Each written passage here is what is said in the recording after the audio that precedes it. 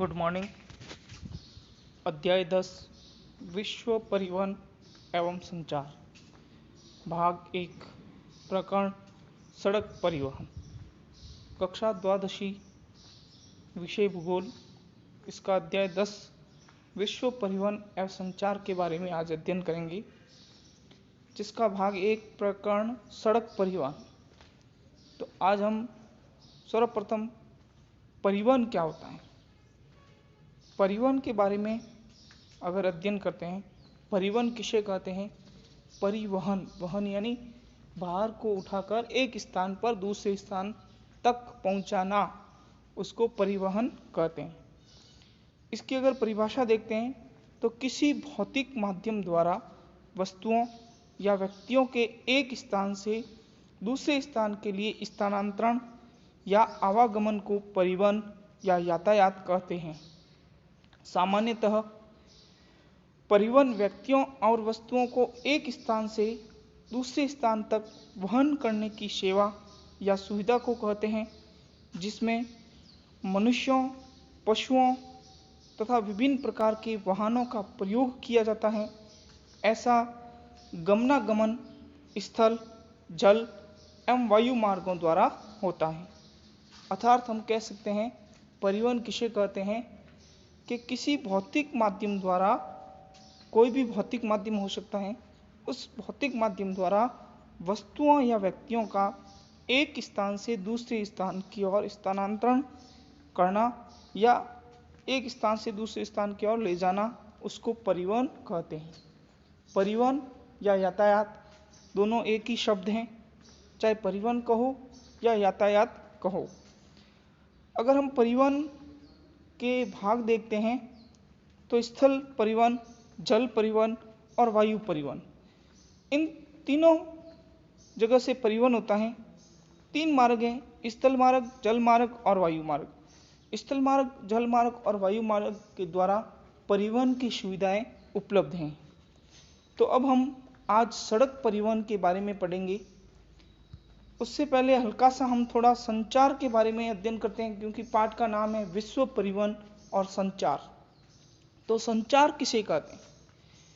संचार यानी कि कोई भी संदेश या हमारे विचार हैं, संदेश या विचारों का स्थानांतरण करना, एक स्थान से दूसरे स्थान पर प्रेषित करना, उसको संचार के नाम से जाना जाता है।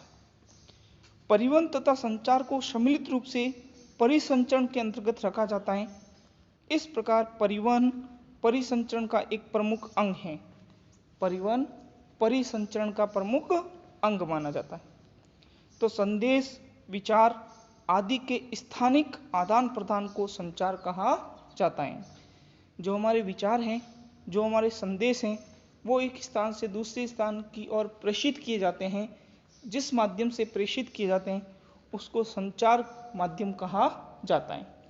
जैसे देख सकते हैं टेलीविज़न, टेलीफोन, मोबाइल, फैक्स, ऐसे कई प्रकार के संदेश कई प्रकार के हैं जिसमें हम संदेशों को आदान प्रदान कर सकते हैं।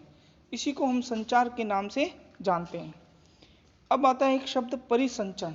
परिसंचरण जैसे हमारे शरीर का परिसंचरण, जो रक्त को एक स्थान से दूसरे स्थान की ओर ले जाते हैं, इसी प्रकार परिवहन के जो परिसंचरण होते हैं वो सड़कों का माध्यम होता है। तो परिसंचरण का मतलब क्या हो गया? परिसंचरण अगर देखते हैं तो परिवहन और संचार दोनों को सम्मिलित रूप को परिसंचरण के अंतर्गत रखा जाता है। परिवहन तथा संचार को दोनों को सम्मिलित रूप से परिसंचरण के अंतर्गत रखा जाता है। अब परिवहन के आधुनिक संसाधनों का अगर हम वर्गीकरण करते हैं तो परिवहन के आधुनिक संसाधनों को 3 भागों में बांटा गया है। परिवहन के आधुनिक संसाधनों का वर्गीकरण, पहला भाग है स्थल मार्ग। स्थल मार्ग 2 प्रकार के होते हैं, सड़क, रेल मार्ग, दूसरा जल मार्ग, तीसरा है वायु मार्ग। तो परिवहन के आधुनिक जितने भी संसाधन हैं वो 3 मार्गों से, स्थल मार्ग, जल मार्ग और वायु मार्गों के माध्यम से एक स्थान से दूसरे स्थान पर ले जाया जा सकता है। अब एक प्रश्न आता है परिवहन का जाल। परिवहन का जाल किसे कहते हैं? किसी प्रदेश की परिवहन व्यवस्था के क्षेत्रीय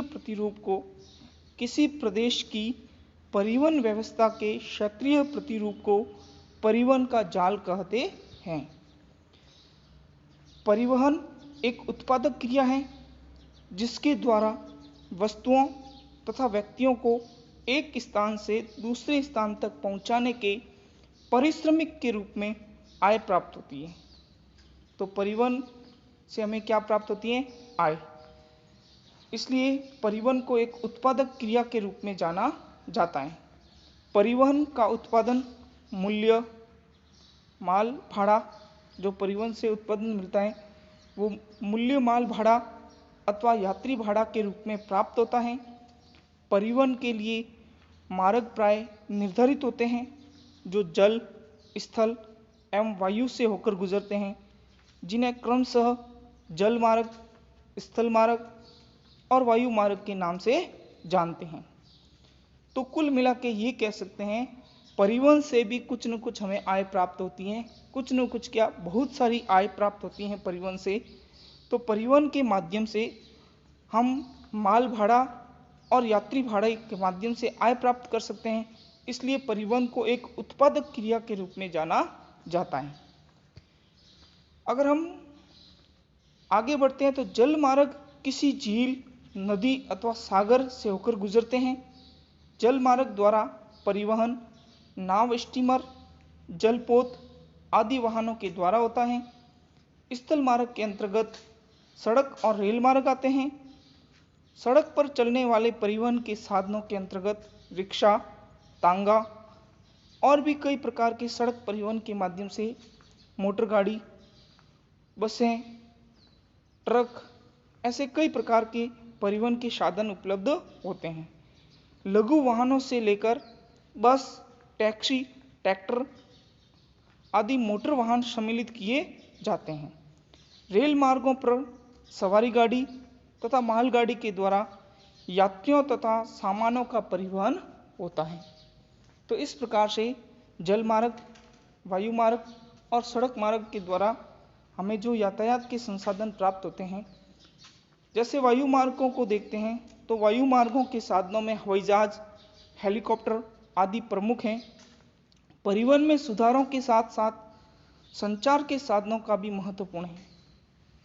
संचार के साधनों का भी महत्वपूर्ण विकास हो रहा है।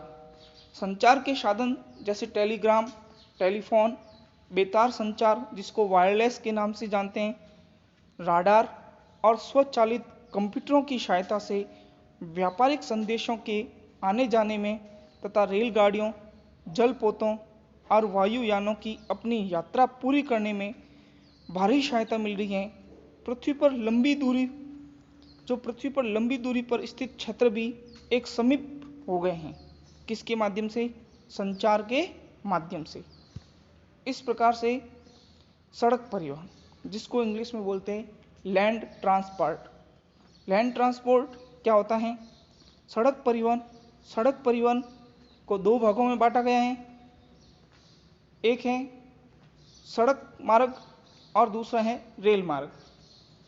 सड़क मार्ग और रेल मार्ग को हम अलग अलग भागों में पढ़ेंगे। सड़क मार्ग को अगर देखते हैं तो परिवहन में क्रांति कब आई? परिवहन में क्रांति 18वीं शताब्दी में आई। 18वीं शताब्दी में क्यों आई?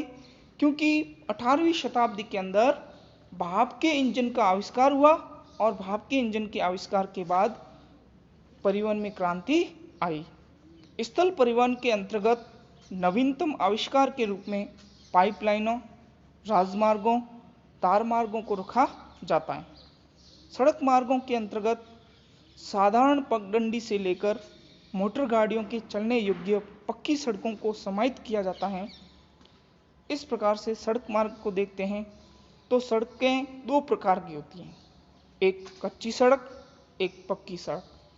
कच्ची सड़कें सामान्यतः विकासशील देशों के ग्रामीण क्षेत्रों में पाई जाती हैं और पक्की सड़कें होती हैं वो शहरों में होती हैं, गांवों में भी वर्तमान में पाई जाती हैं।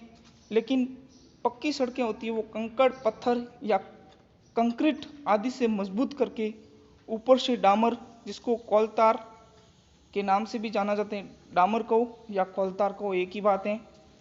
अन्य आधुनिक पदार्थों से चिकना कर दिया जाता है। तो सड़कें, कच्ची सड़क और पक्की सड़कों दो प्रकार की होती हैं।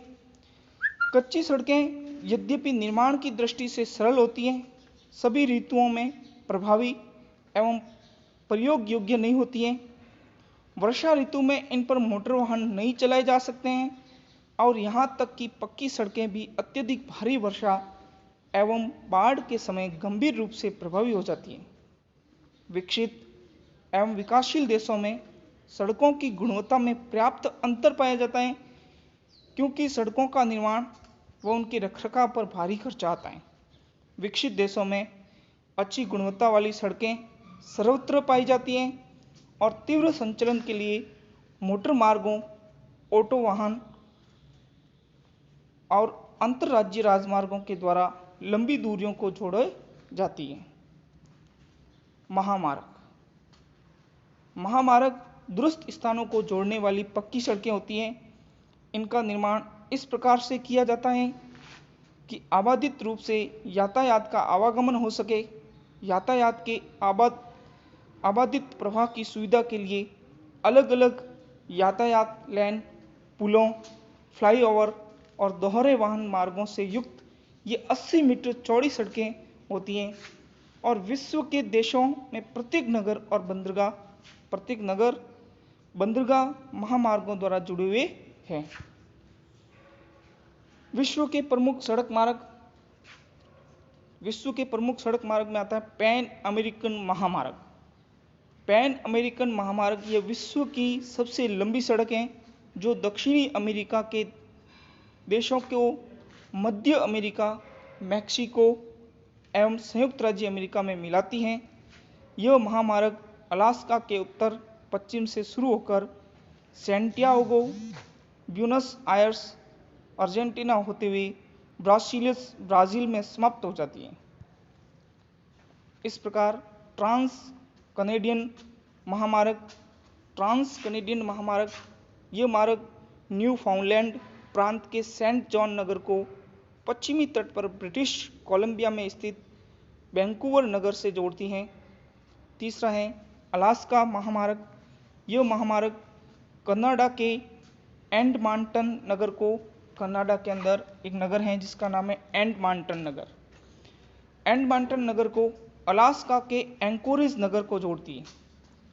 इसी प्रकार स्टुअर्ट महामार्ग, यह महामार्ग उत्तरी ऑस्ट्रेलिया से स्थित ब्रिटम को एलिस स्प्रिंग होते हुए दक्षिणी ऑस्ट्रेलिया में स्थित उनादाता से जोड़ती है। इस प्रकार से जो विश्व के महामार्ग थे, इन महामार्गों का हमने अध्ययन किया। अगर महामार्गों का देखते हैं तो अमेरिका में महामार्गों का घनत्व सबसे अधिक पाया जाता है। सबसे अधिक महामार्गों का घनत्व अमेरिका में है, जो लगभग 0.65 किलोमीटर प्रति वर्ग किलोमीटर पाया जाता है। प्रत्येक स्थान पर महामार्ग से 20 किलोमीटर दूरी पर स्थित हैं और अमेरिका में लगभग 63 लाख किलोमीटर लंबी सड़कें हैं, जो विश्व में सबसे अधिकांश सड़कें संयुक्त राज्य के पूर्वी भाग में स्थित हैं। विश्व की लगभग 1/3 सड़कें, लगभग आधी मोटर गाड़ियां यूएसए में पाई जाती हैं। पूर्वी भाग में अत्यधिक औद्योगिकीकरण और नगरीकरण के परिणाम स्वरूप सड़कों का जाल बिछा हुआ है। अफ्रीका महाद्वीप में स्थलाकृति की विविधता के कारण सड़कें ही परिवहन का सर्वाधिक महत्वपूर्ण साधन माना जाता है। यूरोप में वाहनों की बहुत विशाल संख्या तथा महामार्गों का सुविकसित जाल पाया जाता है, परंतु महामार्गों को रेल मार्ग एवं जल मार्गों के साथ कड़ी प्रतिद्वंद्विता का सामना करना पड़ता है। रूस में यूराल के पश्चिम में स्थित औद्योगिक प्रदेशों में महामार्गों के अत्यधिक संघन जाल का विकास हुआ है, जिसकी धुरी मास्को है। महत्वपूर्ण मास्को व्लादिवोस्टोक महामार्ग पूर्व में स्थित है, जो व्लादिवोस्टोक महामार्ग पूर्व में स्थित प्रदेश की सेवा करता है और अत्यधिक विस्तृत भौगोलिक क्षेत्रफल के कारण रूस में महामार्ग इतने नहीं हैं जितने रेल मार्ग हैं, तो रेल मार्ग रूस में अधिक हैं, महामार्ग कम पाए जाते हैं।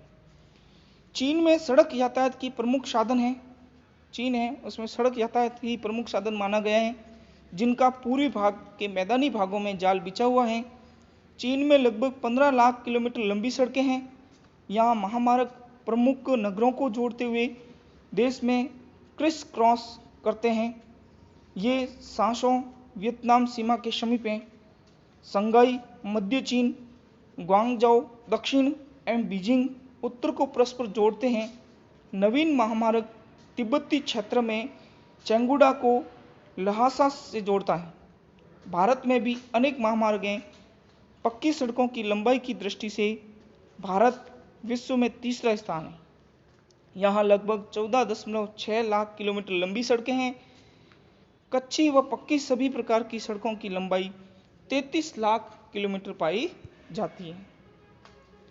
भारत में सड़कों को राष्ट्रीय राजमार्ग, राज्य राजमार्ग और जनपदीय श्रेणी 3 भागों में से राजमार्गों को विकसित किया गया है। देश में कुल 230 प्रमुख राष्ट्रीय राजमार्ग हैं, जिसको NS कहते हैं। 230 NS हैं और देश का सबसे लंबा राष्ट्रीय राजमार्ग है वो राष्ट्रीय राजमार्ग संख्या 7 है। जो राष्ट्रीय राजमार्ग संख्या 7 वाराणसी को कन्याकुमारी से जोड़ता है, वाराणसी को कन्याकुमारी से जोड़ता है।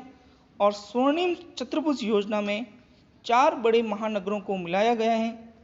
कॉरिडोर योजना में उत्तर दक्षिण व पूर्व पश्चिम को मिलाया, जिसमें पूर्व में असम में सिलचर से पश्चिम में गुजरात के पोरबंदर को जोड़ता है।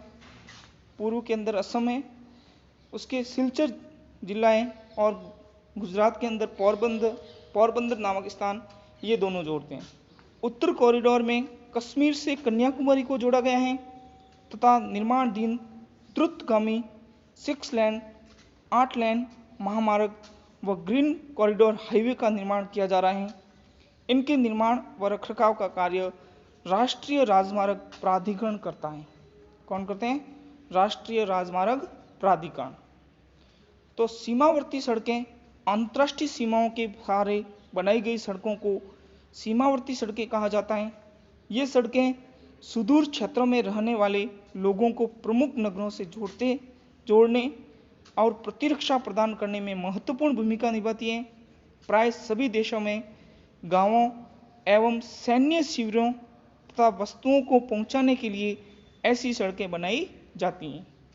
तो सीमावर्ती सड़कें यानी सीमा के आसपास बनाई हुई सड़कें जो सेना के लिए बहुत उपयोगी मानी जाती है।